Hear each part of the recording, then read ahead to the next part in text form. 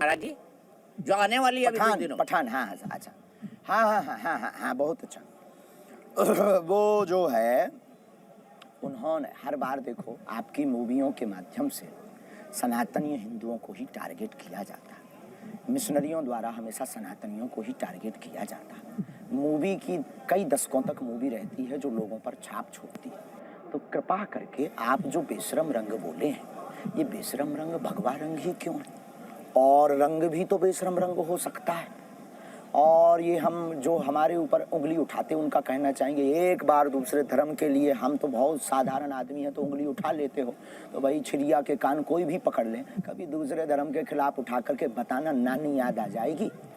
हाँ, तब तो सबका भीतर का मुर्दा मर जाता है, तब तो सबके भीतर का जमीर मर जाता है। कितने पादरी और मौलवी क्या क्या उपद्रव नहीं कर रहे हैं दरबारों के नाम पर हिंदुओं को गुमराह। जो हमने 360 हिंदुओं की वापसी करवाई, उनको चमत्कार के नाम पर ले गए, तब तो सबका जमीर मर गया था। तब तो ना कोई डिबेट बैठी, ना कोई पत्रकार आया, ना कोई उनके पास गया विचारों के पास। ठीक है, मैं डिस्क्लेमर दे देता हूं, केवल बागी ये महाराज जी का खुद का स्टेटमेंट है। भैया देखो, हम ये महाराज जी की खुद की राय है, हम इससे सहमत नहीं है। हम सभी धर्मों का सम्मान करते हैं क्योंकि हमारा संविधान सभी धर्मों का सम्मान करता है। महाराज जी, मैं चलते चलते एक आखिरी चीज पूछना चाहूंगा। लोग कहते हैं कि सरकार राइट विंग की है, लोग कहते हैं कि आपके बड़े बड़े कनेक्शंस हैं, इसीलिए आप किसी को भी निशाने पर ले लेते हैं, किसी के भी खिलाफ बोल देते हैं। लोग ये कहते हैं महाराज जी के लिए तो अच्छा है, सैया भाई कोतवाल तो डर काहे का। सनातन धर्म के लिए हम बोलते हैं, लोगों के कहने के लिए नहीं बोलते। आपकी टीआरपी लोगों के कहने के लिए कि लोग जिंदाबाद के नारे लगाएंगे। ना हम कोई पॉलिटिक्स आदमी है, ना हमें मान प्रिय है, ना सम्मान प्रिय है, और अपमान भी प्रिय नहीं, हमें तो सिर्फ हनुमान प्रिय है। और आपसे यही कहेंगे कि आप कभी हमको नज़दीक से देखिएगा, अनुभव करिएगा। हम यही कहेंगे कि हम जो हैं केवल और केवल सनातन के लिए, और अगर ये गलत है तो हमें बने रहना दीजिए, बने रहने दीजिएगा। और एक आखिरी बात बोल दें। हाँ बोलिए ना, बोलिए। आप हमारी खबर ये डिबेट के माध्यम से पहुंचा दीजिएगा कि ये रोज रोज का डिबेट, मीडिया, टीवी, हम आज के बाद ये सब करने वाले नहीं हैं, क्योंकि इन सब में हमारा टाइम बर्बाद होता है। हम अपनी सेवा में अपने विचलित तो हो जाएंगे, हमें सेवा में काम नहीं मिलेगा। सेवा करने दीजिए हमको।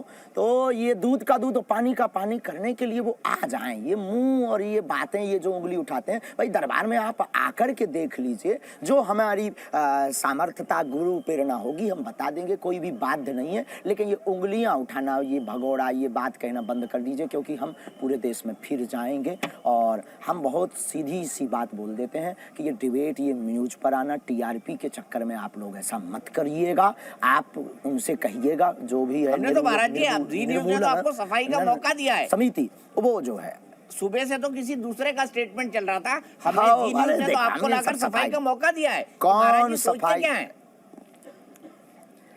नहीं अच्छा, और जी न्यूज़ बहुत अच्छा है, से ज्यादा ट्रस्ट पे मानता है, भरोसे पर मानता है, क्योंकि हम देश का सबसे पुराना चैनल है, हम देश का सबसे भरोसेमंद चैनल है, और हम देश के सबसे अनुभवी चैनल है। आपको टीआरपी उल्टा ले जाते हो। आपको टीआरपी नहीं कहा, जो उंगली उठा रहे निर्मूलन वालों को, उनको टीआरपी कहा है। उनको कौन जानता था? बागेश्वर बालाजी को पूरा भारत और दुनिया जानता है। उनके बागेश्वर धाम के नाम से वो फेमस हो गए, उनको टीवी पर बुलाया जा रहा। नहीं था वो कुछ दिनों बाद दूसरी यात्रा पर भी जाने वाले थे, फिर भी वो टीवी पर नहीं आ पाते। लेकिन महाराज जी आपकी टीआरपी का फॉर्मूला क्या है? चलाना मत, मुझे बताइए ना महाराज जी, आपकी टीआरपी का फॉर्मूला क्या है? क्योंकि सोशल मीडिया पर आप तो ऐसे वायरल होते हैं जैसे बड़ी बड़ी हीरोइनें नहीं होती है। भैया हम कोई टीआरपी वाले हैं ही नहीं। Bageshwar Dham, I am not, I am Dhirendra Krishna. Bageshwar Dham Sarkar lord Hanuman, ये हनुमान जी का नाम है बागेश्वर धाम सरकार। आई एम नॉट बागेश्वर धाम सरकार, आई एम धीरेन्द्र कृष्णा। ठीक है, आप मुझे एक आखिरी चीज आप बताइए, और ये बताइए कई सारे साधु सन्यासी आप ही के इलाके से राजनीति में चले गए, उत्तर प्रदेश से राजनीति में चले गए। आप ही के इलाके की एक संत हैं जो साध्वी हैं, जो मध्य प्रदेश के मुख्यमंत्री बने। आप भी 27 साल के हो गए, चुनाव तो लड़ सकते हैं। तो महाराज जी कोई चुनाव लड़ने का आगे इरादा? क्योंकि मुझे लग रहा है आपके बयान जो है वो सनातन धर्म से राजनीति चलती है, राजनीति से धर्म नहीं पॉलिटिकल माइंड रखने वाले शख्स के भी हैं। माथा पच्ची में चलने वाले नहीं है। हमारी चरण बागेश्वर बालाजी के चरणों की सेवा बहुत बड़ी गद्दी है और राजनीति व्यवस्था है और हमारा कोई उद्देश्य नहीं। तो सुना बागेश्वर सरकार में तो आजकल सरकार के बड़े बड़े मंत्री आ रहे हैं।